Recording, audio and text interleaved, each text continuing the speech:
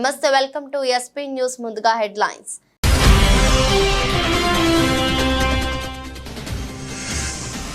Future city అభివృద్ధి ప్రణాళికలపై సమీక్ష నిర్వహించిన సీఎం. యుద్ధ ప్రాతిపదికన పనులు చేపట్టాలన్న రేవంత్ రెడ్డి.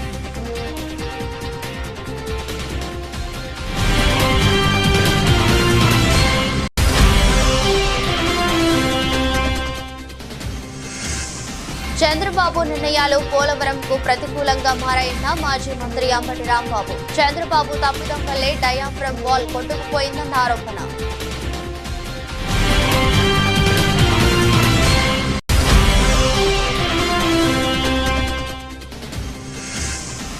ఆదాని పెట్టుబడులు పెట్టినా స్వాగతిస్తామన్న మంత్రి శ్రీధర్ బాబు. రాష్ట్ర ప్రయోజనాలే ముఖ్యమని స్పష్టం చేసిన మంత్రి.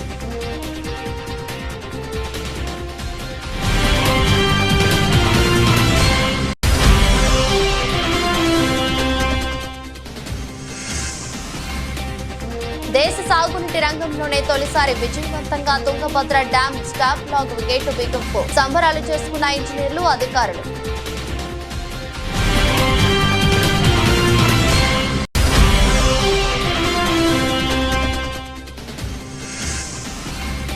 డైమండ్ లీగ్ బరిలో నీరజ్. స్విస్ లో ప్రాక్టీస్ ఆరంభించిన చోప్రా.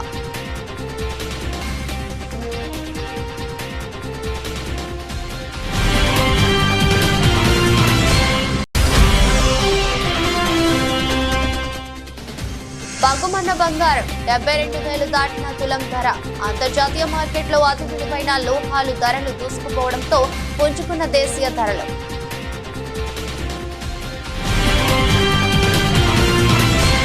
ఔటర్ రింగ్ రోడ్ నుంచి రీజనల్ రింగ్ రోడ్డు వరకు కనెక్టివిటీ ఉండేలా రోడ్డు మ్యాప్ సిద్ధం చేయాలని తెలంగాణ ముఖ్యమంత్రి రేవంత్ రెడ్డి అధికారులకు సూచించారు. ఆయన ఫ్యూచర్ సిటీ అభివృద్ధి ప్రణాళికలపై సమీక్ష నిర్వహించారు. ఈ సందర్భంగా శంషాబాద్ విమానాశ్రయం నుంచి రీజనల్ రింగ్ రోడ్డు వరకు కనెక్టివిటీ రూట్ మ్యాప్ ను అధికారులు మంత్రికి వివరించారు. అయితే ఔటర్ నుంచి రీజనల్ రింగ్ రోడ్డు వరకు కనెక్టివిటీ ఉండేలా చూడాలన్నారు. ఫ్యూచర్ సిటీలో రేడియల్ రోడ్లను అభివృద్ధి చేసేలా ప్రణాళికలు ఉండాలన్నారు. అలాగే రోడ్డు, మెట్రో మార్గాల భూసేకరణ, ఇతర అంశాలపై సమన్వయంతో పనిచేయాలని అధికారులకు సూచించారు. ఫ్యూచర్ సిటీకి సంబంధించి పూర్తి స్థాయి ప్రణాళికలు, రూట్ మ్యాప్ సిద్ధం చేసి యుద్ధ ప్రాతిపదికన పనులు చేపట్టాలన్నారు. పెట్టుబడిదారులను తమ ప్రభుత్వం వ్యాపారవేత్తలుగానే చూస్తుందని, తమకు రాష్ట్ర ప్రయోజనాలే ముఖ్యమని మంత్రి ఐటీ పరిశ్రమల శాఖ మంత్రి దుద్దిల్ల శ్రీధర్ బాబు స్పష్టం చేశారు. 10 ఏళ్ల బీఆర్ఎస్ ప్రభుత్వం కొత్త పరిశ్రమల స్థాపనలో ఫెయిల్ అయిందని మంత్రి శ్రీధర్ బాబు తెలిపారు. ఐటీ పరిశ్రమల మంత్రిగా రాష్ట్ర ప్రభుత్వం తరఫున కేటీఆర్ కుదుర్చుకున్న ఒప్పందాల్లో కేవలం 30% మాత్రమే పెట్టుబడులు పెట్టాయని తెలిపారు. గత ప్రభుత్వం చేసిందంతా ప్రచార ఆర్భాటం తప్ప ఇంకేమీ లేదు. 30 మార్కులు సాధించిన ప్రభుత్వాన్ని ఫెయిల్ ప్రభుత్వమే అంటారు. సీఎంగా కేసీఆర్ 15 రోజుల పాటు చైనాలో పర్యటించారు. అప్పుడు 1,00,000 కోట్ల ఒప్పందాలు చేసుకున్న పెట్టుబడులు పెట్టింది కేవలం 30%. దావోస్, అమెరికా, కొరియా పర్యటనలలో మా ప్రభుత్వం చేసుకున్న ప్రతి ఒప్పందాన్ని వ్యాపారంగా మలిచేందుకు చిత్తశుద్ధితో కృషి చేస్తామని వివరించారు. No, they are doing their groundwork. Actually, first of all, on the philosophy, this question has been asked by many a time, and I got, a call for invitation to inaugurate a Adani-led space company product. Okay, so we are very clear. Our government is focused. Whoever would like to partner with this state government, we would like to invite them. Because ultimately, we need employment for our people, we need investment for our state, and our Chief Minister, and we are all categorical in saying that whoever comes to invest in our state and would like to partner with us, we will definitely welcome them. On the philosophical issue, on the ideology issue of the Congress over there, we will definitely be aligning with our party and see that, what is the interest of the state is more important. And we will also tell, if the Adani or some other big businessman interests are there which are against our people, then we will try to fight against it. We are very quite clear on this.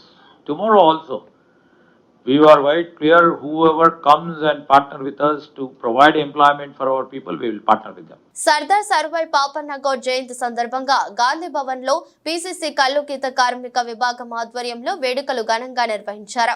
ఆయన చిత్రపటానికి మంత్రి పొన్నం ప్రభాకర్ నివాళులర్పించారు. ఈ సందర్భంగా మంత్రి మాట్లాడుతూ పాపన్న గౌడ్ చేసిన సేవలను కొనియాడారు. ఆనాడు రాజ్యాధికారం కోసం వారి పోరాటాన్ని బడుగులను ఐక్యం చేసుకుని ప్రత్యేక సైన్యాన్ని ఏర్పాటు చేసుకుని గోల్కొండ కోట జయించిన సర్దార్ సర్వాయి పాపన్న నేటి తరానికి ఆదర్శమన్నారు. అందరూ ఆయన జీవిత చరిత్ర తెలుసుకోవాలని, బడుగు బలహీన వర్గాల ఐక్యత కోసం ఆనాడు సైన్యంతో పోరాటం చేసే పరిస్థితి ఈ రోజు ప్రజాస్వామ్య పద్ధతిలో పెన్ను ద్వారా పోరాటం, ఓటు ద్వారా ప్రజాస్వామ్య పద్ధతిలో ముందుకు సాగాలని అన్నారు. ఈ కార్యక్రమంలో రాజ్యసభ సభ్యులు అనిల్ కుమార్ యాదవ్, ఎమ్మెల్సీ మహేష్ కుమార్ గౌడ్ మరియు కాంగ్రెస్ ముఖ్య నాయకులు పాల్గొన్నారు. సర్దార్ సర్వాయి పాపన్న 374వ జయంతి సందర్భంగా ఈరోజు తెలంగాణ రాష్ట్రంలో ఉన్నటువంటి బడుగు బలహీన వర్గాలందరూ ఆలోచింపజేసే దినం. ఆనాడు రాజ్యాధికారం కోసం మరి ఒక పోరాటాన్ని బడుగులను ఐక్యం చేసుకొని ప్రత్యేక సైన్యాన్ని ఏర్పాటు చేసుకొని గోల్కొండ కోట జయించినటువంటి సర్దార్ సర్వాయి పాపన్న ఈరోజు ఉన్నటువంటి తరానికి ఆదర్శం. అందరూ కూడా అతని జీవిత చరిత్ర తెలుసుకోవాలి. బడుగు బలహీన వర్గాల ఐక్యతకు సంబంధించి కావచ్చు, లేదా ప్రజాస్వామ్యంలో ఆనాడు సైన్యంతో పోరాటం చేయాల్సిన పరిస్థితి ఈరోజు ప్రజాస్వామిక పద్ధతిలో కలము, జ్ఞానము, విజ్ఞానము సంపాదించుకొని ఓటు ద్వారా ప్రజాస్వామిక పద్ధతులల్లా ముందుకు సాగాలని ఆకాంక్షిస్తూ వారి ఉద్యమ స్ఫూర్తి అందరికీ ఒక మార్గదర్శకత్వం కావాలని, వారందరికీ ఒక ఆరాధ్యంగా వారు పోరాడిన విధానం మనందరం కూడా ఈరోజు మార్గదర్శకత్వం తీసుకోవాలని ఆకాంక్షిస్తూ మరొకసారి మా అందరికీ మార్గదర్శి అయినటువంటి సర్దార్ సర్వాయి పాపన్న గారి జయంతి వేడుకలు గాంధీ భవన్లో నాగరాజు గారి ఆధ్వర్యంలో జరిగినాయి. తెలంగాణ వ్యాప్తంగా అధికారికంగా జరుగుతూ ఉన్నాయి. ఈరోజు రవీంద్ర భారతిలో కూడా గౌరవ ముఖ్యమంత్రి గారు, ఉప ముఖ్యమంత్రి గారు కూడా పాల్గొంటూ ఉన్నారు. దీనివల్ల సర్దార్ సర్వాయి పాపన్నకు సంబంధించినటువంటి బడుగు బలహీన వర్గాల నాయకత్వంలో అందరూ కూడా ఐక్యంగా, గ్రామీణ ప్రాంతాలతో సహా అందరూ ఐక్యంగా మరి ముందుకు సాగాలని కోరుకుంటూ పాపన్న గారికి. పోలవరం అంశంపై వైసీపీ నేత మాజీ మంత్రి అంబటి రాంబాబు మీడియా సమావేశం నిర్వహించారు. చంద్రబాబు వల్లే పోలవరం ఆలస్యమైందని ఆరోపించారు. డయాఫ్రమ్ వాల్ కొట్టుకుపోవడానికి కారణం చంద్రబాబు చేసిన తప్పుదమేనని అన్నారు. చంద్రబాబు సరైన నిర్ణయాలు తీసుకోకపోవడం పోలవరం పాలిట ప్రతికూలంగా మారిందని విమర్శించారు. వైసీపీ హయాంలో పోలవరం పనులను పరుగులు తీయించామని చెప్పుకొచ్చారు. డయాఫ్రమ్ వాల్ కొట్టుకుపోవడంతో పనులు ముందుకు జరగలేదని అంబటి రాంబాబు తెలిపారు. నాడు వైఎస్ఆర్ సీఎంగా ఉన్నప్పుడు పోలవరం ప్రాజెక్టుకు శ్రీకారం చుట్టారని, ఆయన మరణం తర్వాత పోలవరం బాధ్యతను కేంద్రం స్వీకరించిందని, అయితే ప్రాజెక్టును మేమే నిర్మించుకుంటామని చంద్రబాబు చెప్పారని వివరించారు. చంద్రబాబు వల్లే డయాఫ్రమ్ వాల్ కొట్టుకుపోతే అందుకు వైసీపీనే కారణమని తిరిగి మాపైనే ఆరోపణలు చేశారు అంటూ అంబటి రాంబాబు మండిపడ్డారు. పోలవరంపై ఎక్కడైనా చర్చకు సిద్ధమని స్పష్టం చేశారు. మేము ఏదైతే ఆర్గ్యూ చేస్తూ వచ్చామో, చంద్రబాబు నాయుడు గారి టైంలో ప్రోటోకాల్ లేకోకుండా ఏదైతే పిచ్చి పనులు చేస్తూ ప్రారంభించారో ఆ ప్రారంభాలన్నీ కూడా తప్పు అనేటువంటి మాట చాలా స్పష్టంగా దీనిలో వివరంగా వివరించారని ఈ సందర్భంగా నేను చెప్పదలుచుకున్నాను. మేము ఏం చెప్పాం చాలా స్పష్టంగా, అయ్యా నదిని డైవర్ట్ చేసి మాత్రమే మీరు డయాఫ్రమ్ వాల్ కట్టాలి, కాఫర్ డ్యాముల నిర్మాణం తరువాత మాత్రమే డయాఫ్రమ్ వాల్ కట్టాలి, దానికన్నా ముందు నదిని డైవర్ట్ చేయాలి, స్పిల్వేని నిర్మించాలి, నిర్మించిన తరువాత మాత్రమే మీరు చెయ్యాలి, అలా చేయకపోవడం వల్ల ఈ ప్రమాదం జరిగింది అనేది చాలా స్పష్టంగా అనేక సందర్భాల్లో నేను చెప్పాను. గౌరవ జగన్మోహన్ రెడ్డి గారు చెప్పారు ముఖ్యమంత్రిగా ఉన్నప్పుడు, ఇవాళ సేమ్ అదే వాళ్ళు చెప్పారు. అయ్యా అన్నీ ఒకసారి స్టార్ట్ చేశారు. చంద్రబాబు నాయుడు గారు అధికారంలోకి వచ్చింది 2014లో, పన్ను ప్రారంభించింది ఇప్పుడయ్యా అంటే 2014 పోయి 2016 ప్రాంతంలో 2016 ప్రాంతంలో ఆయన ప్రారంభించాడు పనులు. 16 ప్రాంతంలో ప్రారంభించి అప్పుడు దాకా గ్యాప్ పట్టి పెట్టారు. 2014 నుంచి 16 డిసెంబర్ వరకు కూడా ఏ పనులు ప్రారంభించాల. నెగోషియేషన్ చేస్తూ వచ్చారు. మేం చేస్తామా, మీరు చేస్తారా, మాకు ఇస్తారా, మీకు ఇస్తారా, వాట్ ఈస్ దిస్ అంటే మనం చేస్తే లాభం వస్తుంది, దీనిలో కాంట్రాక్టర్ని పెట్టుకోవచ్చు అనేటువంటి పద్ధతుల్లో ముందుకు వెళ్ళారు. ఆ తర్వాత 2016 డిసెంబర్లో స్పిల్వే ప్రారంభించారు. మళ్ళా 2016లో స్పిల్వే ప్రారంభిస్తే ఏం చేయాలి? 2016లో స్పిల్వే ప్రారంభించి స్పిల్వే కంప్లీట్ చేసి నది డైవర్షన్ కంప్లీట్ అయిపోయిన తర్వాత అప్పుడు నువ్వు కాఫర్ డ్యాముల జోలికి వెళ్ళవలసింది. ఫిబ్రవరిలోనే ఇది ప్రారంభించారు, ఇమీడియట్గా డిసెంబర్లో ఇది ప్రారంభించారు, ఫిబ్రవరిలోనేమో డయాఫ్రమ్ వాల్ స్టార్ట్ చేశారు. దానితో పాటు కాఫర్ డ్యాములు స్టార్ట్ చేశారు. 2 కాఫర్ డ్యాములు, డయాఫ్రమ్ వాల్ సైమల్టేనియస్గా, అదేమో డిసెంబర్లో పెట్టారు, ఇదేమో ఫిబ్రవరిలో, సుమారుగా అదే టైంలో అన్ని సైమల్టేనియస్గా స్టార్ట్ చేశారు. ఇది తప్పిదం అని మేము అనేకసార్లు చెప్పాం. తెలంగాణ భవన్ లో సర్దార్ సర్వాయి పాపన్న గౌడ్ జయంతి వేడుకలను ఘనంగా నిర్వహించారు. ఆయన చిత్రపటానికి మాజీ మంత్రి శ్రీనివాస్ గౌడ్ నివాళులర్పించారు. అనంతరం ఆయన మాట్లాడుతూ తెలంగాణ బహుజన ఆత్మ గౌరవానికి, ధీరత్వానికి సర్దార్ సర్వాయి పాపన్న గౌడ్ ప్రతీకగా నిలిచారని అన్నారు. సబ్బండ వర్గాలకు రాజకీయ, సామాజిక సమానత్వం కోసం పాపన్న చేసిన కృషి చరిత్రలో సువర్ణాక్షరాలతో ఎప్పటికీ నిలిచి ఉంటుందని చెప్పారు. సర్దార్ సర్వాయి పాపన్న గొప్ప చరిత్ర గలటువంటి ఆ నాయకుని యొక్క చరిత్రను గతంలో ఎక్కడ కూడా ఆయనకు అధికారికంగా జయంతి ఉత్సవాలు చేయాలని కానీ, వర్ధంతి అధికారికంగా చేయాలని కానీ ఏ ముఖ్యమంత్రి కూడా ఆలోచన కూడా చేయలేదు, కనీసం సహకరించలేదు. కానీ తెలంగాణ వచ్చిన తర్వాత ఎంతోమంది వైతాళికులను అధికారికంగా జరపడం, ముఖ్యంగా బడుగు బలహీన వర్గాల నాయకుడు, క్షత్రియులే రాజు కావాలి, మిగతా వాళ్ళు రాజు కాలేరు అనుకున్నప్పుడు మొట్టమొదటిగా రాజు అయి 33 కోటలు జయించినటువంటి వీరుడు. ఇతర దేశాలు గుర్తించి గొప్పగా కీర్తిస్తే మన తెలంగాణ బిడ్డను మనం ఎందుకు కీర్తించొద్దని ఆనాడు ముఖ్యమంత్రి గారు వెంటనే అడగగానే అధికారికంగా జరపాలని, వర్ధంతి జయంతి ఉత్సవాలను జరపాలని చెప్పడమే కాకుండా ట్యాంక్ బండ్ పైన విగ్రహాన్ని కూడా ఏర్పాటు చేయడానికి అనుమతి ఇవ్వడం, నిధులు కేటాయించడం, 500 కోట్ల విలువైనటువంటి భూమి గౌడ భవనానికి ఇచ్చి ఆ 500 కోట్ల విలువైన భూమి పేరు కూడా ఆ భవనానికి కూడా సర్వాయి పాపన్న పేరు పెట్టని చెప్పినటువంటి మా నాయకుడు మరి ఈరోజు వారి పేరు మీద గ్రామాన ప్రతి నియోజకవర్గంలో అధికారికంగా జరుపుకోవడం, చాలామంది అనధికారికంగా చేసుకోవడం, ఒక పెద్ద చైతన్యవంతం రావడం అనేది అది నిజంగా ముఖ్యమంత్రి గారికి, ఆనాటి ముఖ్యమంత్రి గారికి కేసీఆర్ గారికి మేము అందరం కూడా ధన్యవాదాలు తెలియజేస్తున్నాం. ప్రతి ఒక్కరూ ఆయన చరిత్రను తెలుసుకొని ఆయన ఆదర్శంగా తీసుకొని అన్ని వర్గాలను, అన్ని కులవృత్తులు, రైతులను, కులవృత్తులను కలుపుకొని ముందుకు పోయి రాజకీయ చైతన్యవంతులు చేయాలని చెప్పని, మరి బీసీ జనగణను కూడా ఇమ్మీడియట్గా చేయాలని చెప్పని కూడా ఈ సందర్భంగా మేము ఆయన రిక్వెస్ట్ చేస్తూ ఉన్నాం. సర్దార్ సర్వాయి పాపన్న కిలాషాపురం ఆ గ్రామవాసిగా చరిత్ర, స్ఫూర్తి ఒక చెప్పుకోవాల్సిన అవసరం ఈరోజు. వారి కార్యకలాపాలకు నివాళులు అర్పించడం మరొకటి. ఆ స్ఫూర్తితో ముందడుగు వేయడానికి చేసే చర్యలు చేపట్టాల్సిన అవసరం. సామ్రాజ్యవాదులకు వ్యతిరేకంగా ఈ ప్రాంతవాసులకు ఆదర్శంగా నిలిచిన వ్యక్తి సర్దార్ సర్వాయి పాపన్న. వారి విగ్రహం మొట్టమొదటిసారిగా లండన్ మ్యూజియంలో ఉన్న ఆయన పటాన్ని తీసుకొని దాని ద్వారా తెలుగుదేశం పార్టీ నాయకుడు గ్రామాల్లోని తెలుగుదేశం పార్టీ శ్రేణులకు ఇస్తున్న భరోసాతో వాళ్ళంతా ఇళ్ల పెట్టికిపోతున్నారు.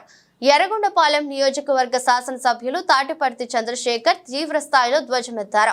ప్రకాశం జిల్లా ఎర్రగొండపాలెం మండలం గురిజేపల్లి గ్రామంలో జరిగిన దారుణ ఘటనలో ఎర్రగొండపాలెం నియోజకవర్గ శాసనసభ్యులు తాటిపర్తి చంద్రశేఖర్ గురిజేపల్లి గ్రామం వచ్చి సంబంధిత ఆ రైతుల పొలాలలో తిరిగి నాశనమైన మొక్కలను పరిశీలించారు. ఈ సందర్భంగా మాట్లాడుతూ గురిజేపల్లి గ్రామ రెవెన్యూ శివారులో 5గురు వైసీపీకి చెందిన కీలక నేతలు పొలాలలో 1000 బొప్పాయి చెట్లను గుర్తు తెలియని తెలుగుదేశం పార్టీకి చెందిన దుండగులు నరికేశారని, ఇది ముమ్మాటికి తెలుగుదేశం పార్టీ వారు రాజకీయ కక్షతోనే బొప్పాయి తోటను ధ్వంసం చేశారని విరుచుకుపడ్డారు. కానీ ఎక్కడ వారి మీద చర్యలు తీసుకోకపోవడం వలన రోజు రోజుకి పెట్టలేకపోతున్నటువంటి తెలుగుదేశం పార్టీలోని కొంతమంది నాయకులు వారికి ఉన్నటువంటి ఆ యొక్క కక్షని ఈరోజు తీర్చుకునేటటువంటి ప్రయత్నం చేస్తున్నారు. ఎంతో మంది కష్టపడి 3 నెలల నుంచి ఇక్కడ 4 రైతులు పెంచుకున్నటువంటి ఈ యొక్క బొప్పాయి తోటని నాశనం చేశారు. దాదాపుగా 1000 పైచిలకు మొక్కల్ని ఇక్కడ ధ్వంసం చేశారు, విరిసేశారు, తొక్కేశారు, పీకేయడం జరిగింది. ఇది ఒకరిది కాదు, నలుగురు వైఎస్ఆర్ కాంగ్రెస్ పార్టీలో కీలకమైనటువంటి నాయకుల యొక్క పొలాలని ఇక్కడ ధ్వంసం చేశారు. ఇదంతా కేవలం ఇక్కడ ఉన్నటువంటి తెలుగుదేశం నాయకుడు, ఇక్కడ ఉన్నటువంటి తెలుగుదేశం నాయకులకి ఇస్తున్నటువంటి భరోసా, వారిని ప్రేరేపిస్తున్నటువంటి విధానం బట్టే ఇది జరుగుతుంది. రోజు రోజుకి 2 నెలలు అయిపోయినా కానీ ఎలక్షన్స్ తర్వాత పెరుగుతున్నాయి తప్ప కేసులు తగ్గుతున్నటువంటి పరిస్థితి లేదు. 3 నెలలు పెంచుకున్నటువంటి మొక్కల్ని 1000 మొక్కల్ని నాశనం చేశారు. ఇవాళ ఈ 1000 మొక్కలు దాదాపు 7 ఎకరాల భూమిలో ఉన్నటువంటి మొక్కల్ని అక్కడక్కడ మధ్యలోగా నాశనం చేయడం జరిగింది. ఇవాళ ఎక్కడైతే ఈ మొక్కను నాశనం చేశారో అక్కడ ఇంకొక కొత్త మొక్కను కానీ నాటితే పక్క మొక్కలతోటి కలిసి ఎదిగేటటువంటి పరిస్థితి ఉండదు, వాటితో కలిసే పరిస్థితి ఉండదు. ఈ తోట మొత్తం కూడా డ్యామేజ్ అయినటువంటి పరిస్థితి. వాటర్ ఇచ్చేటటువంటి డ్రిప్ పైపులను కూడా పీకివేసి వీళ్ళందరికీ తీరని నష్టం చేశారు. ఈ రకమైనటువంటి కక్షా రాజకీయాలకు వేదికగా మారుతున్నటువంటి ఎర్రగొండపాలెంలో ప్రేరేపిస్తున్నటువంటి తెలుగుదేశం నాయకుల్ని, చేస్తున్నటువంటి ఆ నాయకుల్ని కూడా కట్టడి చేయాల్సినటువంటి బాధ్యత గౌరవ ఈ డిపార్ట్మెంట్ వారికి, కలెక్టర్ గారికి, ఎస్పీ గారికి ఉంది. వారందరికి కూడా ఇదే మేము ఇస్తున్నటువంటి పూర్తిగా సాక్ష్యాలతో సహా ఈ పొలంలో నిలబడి వారికి వివరాలని. సిద్దిపేటలో జరిగిన సంఘటన గతంలో ఎప్పుడు కూడా జరగలేదని, అరాచకం చేయడం మంచిదా అని పెద్దలు ఆలోచించాలని మాజీ మంత్రి ఎమ్మెల్యే హరీష్ రావు అన్నారు. 10 ఏళ్ల బీఆర్ఎస్ ప్రభుత్వంలో సిద్దిపేట కీర్తి ప్రతిష్టలను పెంచానని అన్నారు.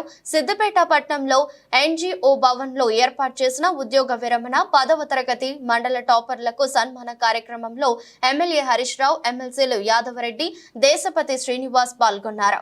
అనంతరం హరీష్ రావు మాట్లాడుతూ సిద్దిపేటకు కీర్తి ప్రతిష్టలు పెంచేందుకు చాలా కృషి చేశానని, కానీ కాంగ్రెస్ ప్రభుత్వం ఎన్నో అభివృద్ధి పనులను మధ్యలో నిలిపివేశారని విమర్శించారు.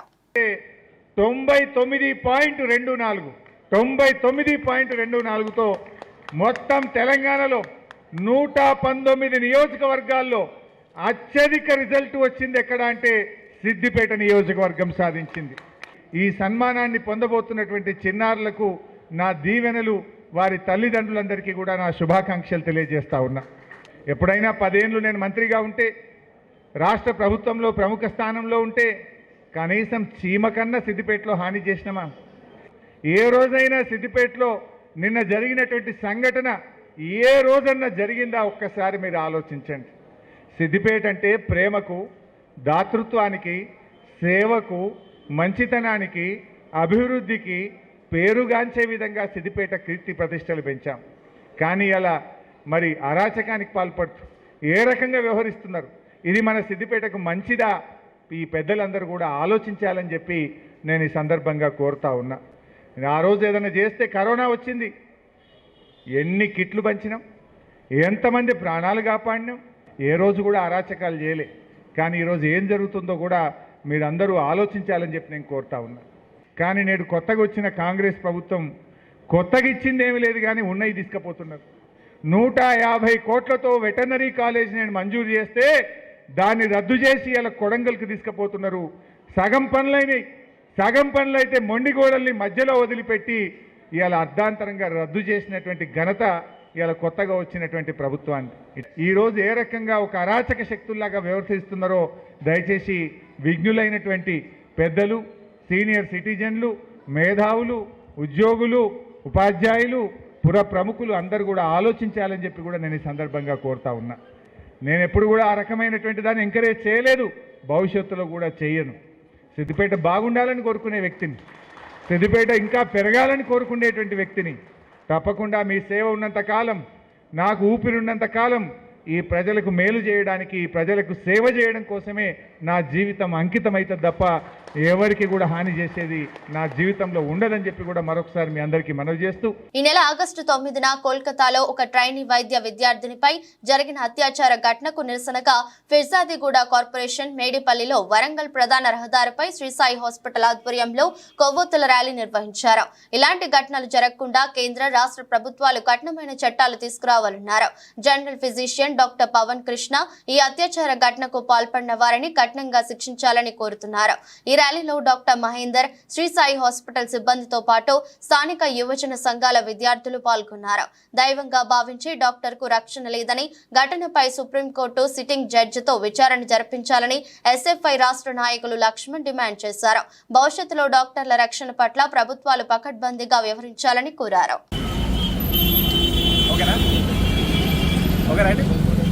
ఆగస్టు 9న కోల్కతా ప్రాంతంలో మౌమిత అనే డాక్టర్ పైన అత్యాచారం చేసి హత్య చేయడం జరిగింది. దాదాపు ఘటన జరిగి 9 రోజులు కావస్తులో కూడా ఒక అత్యాచార నిందితులను పట్టుకోలేకపోయారు. కేవలం ఒక నిందితులు పట్టుకొని ఒక్కడే ఒక అత్యాచారాన్ని హత్య చేయని చెప్పేసి ప్రభుత్వం అక్కడ పోలీస్ అధికారులు దేశ ప్రజలని మోసం చేసే ప్రయత్నం చేస్తూ ఉన్నారు. వాస్తవానికి ఈ యొక్క అత్యాచారంలో దాదాపు ఒక 5-6 మంది అత్యాచారం చేసి హత్య చేసినట్టు అనేకమైనటువంటి ఆనవాళ్ళు కనపడుతూ ఉన్నాయి. తాను ఇష్టానుసారంగా అంటే ఈరోజు అత్యాచారం చేసి ఈరోజు ఒక డాక్టర్ కి ఈరోజు ఆమెకు రక్షణ లేకుండా పోతే ఈరోజు సమాజంలో ఉన్నటువంటి ఒక డాక్టర్ వృత్తిని ఒక వృత్తిగా ఒక దైవంగా భావించినటువంటి డాక్టర్లకు ఈరోజు రక్షణ, ఈరోజు ప్రజలకు సేవ చేయాలంటే వారికి అనేక రకమైనటువంటి ఆందోళన కనపడుతూ ఉన్నది. అంటే తక్షణమే ఒక ఘటన పైన సుప్రీంకోర్టు సిట్టింగ్ జడ్జి విచారణ జరిపించాల్సిన అవసరం ఉన్నది. ఎందుకంటే ఈరోజు సుప్రీంకోర్టు సిట్టింగ్ జడ్జి విచారణ జరిపిస్తే అన్ని విషయాలు బయటకు వస్తాయి. ఈ ఘటనకు సంబంధించిన యావత్ దేశ వ్యాప్తంగా అనేక మంది డాక్టర్లు ఈరోజు పెద్ద ఎత్తున నిరసన తెలియజేయడం జరిగింది. అంటే ఈరోజు డాక్టర్లకు జరిగినటువంటి ఘటన రేపు ఇంకో వ్యక్తికి జరగవచ్చు, లేకపోతే ఇంకో వ్యక్తికి జరగవచ్చు. అంటే ఇటువంటి ఘటనలు జరిగినప్పుడు ఈరోజు దేశవ్యాప్తంగా ఉన్నటువంటి ప్రజలు కానీ, రాజకీయ నాయకులు కానీ, విద్యార్థులు కానీ, యువకులు కానీ, మహిళలు స్పందిస్తున్నారు. అంటే ఓన్లీ ఘటన జరిగినప్పుడు అంతా బయటకు వచ్చి ఈరోజు We want justice అని చెప్పి స్లోగన్ చేసి మనము ఈరోజు పోరాటం చేస్తా ఉన్నాను. అంటే ఈ యొక్క ఘటన జరగకుండా ప్రభుత్వాలు కూడా పటిష్టమైన చట్టాన్ని తీసుకొచ్చి ప్రభుత్వాలు కూడా అక్కడ ఉన్నటువంటి ఆ ప్రాంతాల్లో ఉన్నటువంటి డాక్టర్లకు కానివ్వండి, లేకపోతే ఒక మెడికల్ సిబ్బంది కానీ వాళ్ళ రక్షణ కల్పించిన ఒక పటిష్టమైన ఒక చట్టాన్ని అమలు చేసినప్పుడు ఈ ఘటన పునరుద్ధరణ కావు. ఎందుకంటే ఈరోజు దేశవ్యాప్తంగా ఈ ఘటన జరగడం చాలా దేశ ప్రజలకే అవమానకరంగా ఉంది. కాబట్టి ఖచ్చితంగా ఈ యొక్క భారతదేశంలో కేంద్ర ప్రభుత్వం కానీ, ఆ రాష్ట్రంలో ఉన్నటువంటి మమతా బెనర్జీ ప్రభుత్వం కానీ తక్షణం ఈ ఘటన పైన సుప్రీంకోర్టు సిట్టింగ్ జడ్జి విచారణకు ఆదించాల్సిన అవసరం ఉన్నది. ఆ తరుణంలోనే అక్కడ నిందితుల విషయాలు. మత్తు పదార్థాలకు వ్యతిరేకంగా యువత, విద్యార్థులలో చైతన్యం తీసుకురావడానికి వరంగల్ పోలీస్ కమిషనరేట్ పరిధిలో ఆదివారం ఉదయం 4K రన్ కార్యక్రమాన్ని నిర్వహించారు. హన్మకొండలోని పోలీస్ పరేడ్ గ్రౌండ్ నుండి అదాలత్ సర్కిల్ వరకు 4K run CP amber Kishore జెండా ఊపి కార్యక్రమాన్ని ప్రారంభించారు. ఈ కార్యక్రమంలో సిపితో పాటుగా వరంగల్, హన్మకొండ జిల్లా కలెక్టర్లు, మున్సిపల్ కమిషనర్, అదేవిధంగా పాఠశాల విద్యార్థులు, యువత ఉత్సాహంగా పాల్గొన్నారు. ఈ సందర్భంగా వరంగల్ పోలీస్ కమిషనర్ అంబర్ కిషోర్ జూ మాట్లాడుతూ యువత మత్తు పదార్థాలకు బానిసై జీవితాన్ని నాశనం చేసుకోవద్దని, మత్తు పదార్థాలను సేవించినా, అమ్మినా, సప్లై చేసినా చట్టపరంగా కఠినమైన చర్యలు తీసుకుంటామని, ఇలాంటి వాటికి బానిసై యువత బంగారు జీవితాన్ని నాశనం చేసుకోవద్దని ఈ రోజు ఈ కార్యక్రమం నిర్వహించామని తెలిపారు. మత్తు పదార్థాల గురించి సమాచారం తెలిస్తే పోలీసులకు సమాచారం ఇవ్వాలని అన్నారు. మ్యూజిక్, బుక్స్, ఫిట్నెస్, ఇంకా చాలా విషయాలు ఉన్నాయి లైఫ్ లో which makes life really beautiful. So please remember this. And also మీ ఫ్రెండ్స్ సర్కిల్లో ఎవరైనా కానీ మీ సిబ్లింగ్స్ అవ్వచ్చు, కజిన్స్ అవ్వచ్చు, seniors, juniors, anybody who's consuming this, please remember that they also require a helping hand. So వాళ్ళని ఒక పేషెంట్ లాగా చూడకుండా look at them with some sympathy and always report such cases. మీ ప్రిన్సిపల్కి కానీ, దగ్గర ఉన్న పోలీస్ వాళ్ళకి కానీ, ఎనీబడికి మీరు ఈ ఇన్ఫర్మేషన్ మీరు కన్జ్యూమ్ చేస్తున్నారు అని చెప్తే it helps us not only prevent further incidences but also help that particular person ఈ అడిక్షన్ నుంచి బయటికి రావడానికి. సో మీరు సొసైటీలో you should always help one another and ఈ సే నో టు డ్రగ్స్ అనే మెసేజ్ మీరు ఎప్పటికీ గుర్తుపెట్టుకొని ముందుకు తీసుకెళ్తారని ఆశిస్తున్నాను. Thank you. ఇక్కడ చెప్తే ఆ ప్లేస్ లో తప్పకుండా మా యాంటీ డ్రగ్ టీమ్ ఉంది, ఒక 20 మెంబర్స్ స్పెషలైజ్డ్ టీమ్ ఉంది. ఇదే పని గురించి వాళ్ళకి మేము రెగ్యులర్ గా పంపిస్తున్నాము. వాళ్ళతో లోకల్ పోలీస్ కూడా చాలా జాగ్రత్తగా సర్వే చేస్తున్నారు, ఏరియా విజిట్ చేస్తున్నారు. మీ అందరికీ సహాయం సహకారంతో వరంగల్ కి మనము డ్రగ్ ఫ్రీ చేయాలి.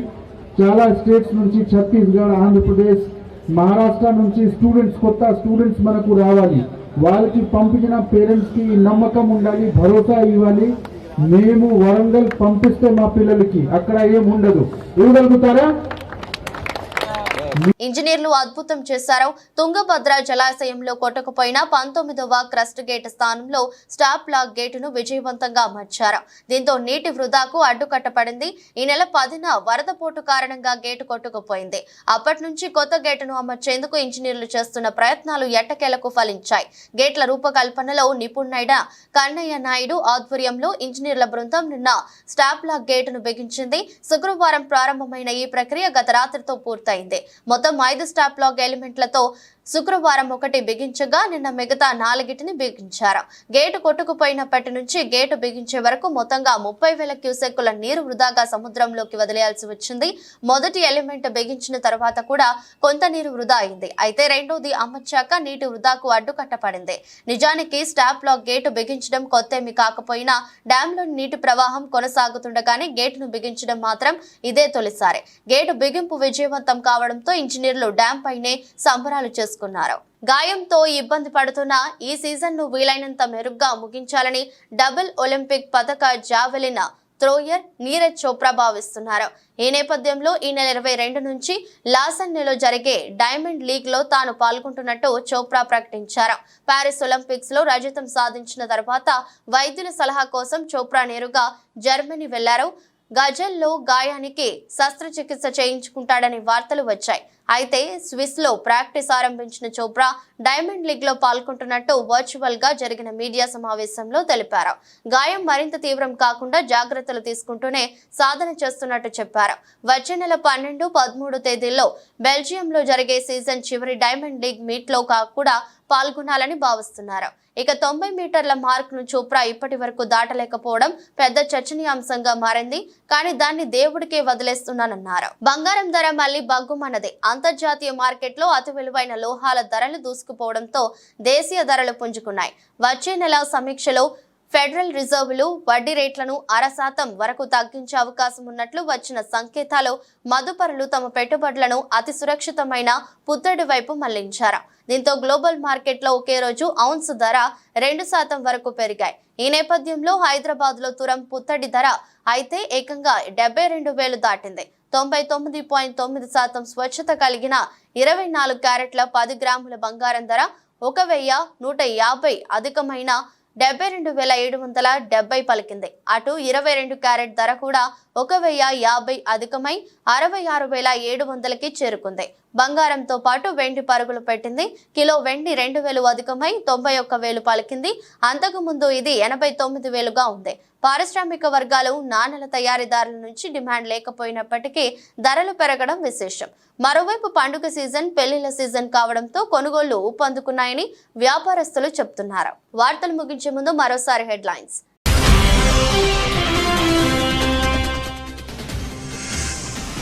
ఫ్యూచర్ సిటీ అభివృద్ధి ప్రణాళికలపై సమీక్ష నిర్వహించిన సీఎం. యుద్ధ ప్రాతిపదికన పనులు చేపట్టాలన్న రేవంత్ రెడ్డి.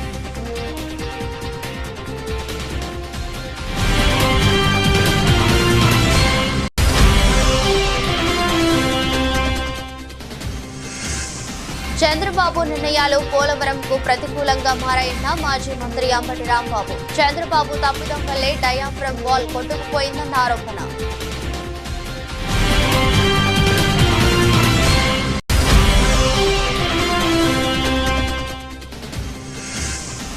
ఆదాని పెట్టుబడులు పెట్టినా స్వాగతిస్తామన్న మంత్రి శ్రీధర్ బాబు. రాష్ట్ర ప్రయోజనాలే ముఖ్యమని స్పష్టం చేసిన మంత్రి.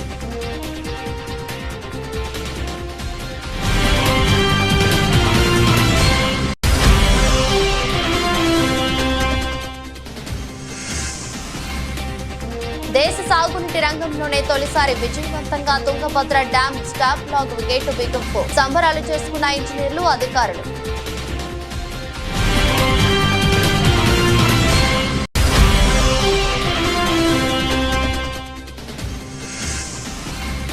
డైమండ్ లీగ్ బరిలో నీరజ్.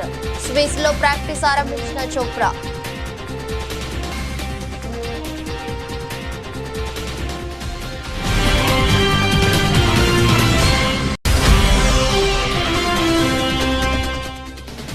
బగ్గుమన్న బంగారం 72,000 దాటిన తులం ధర.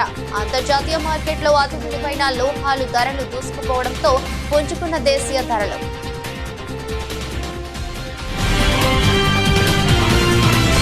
ఎదురోజు బులెటిన్ మరో బులెటిన్లో మళ్ళీ కలుద్దాం. అంతవరకు సెలవు, నమస్కారం.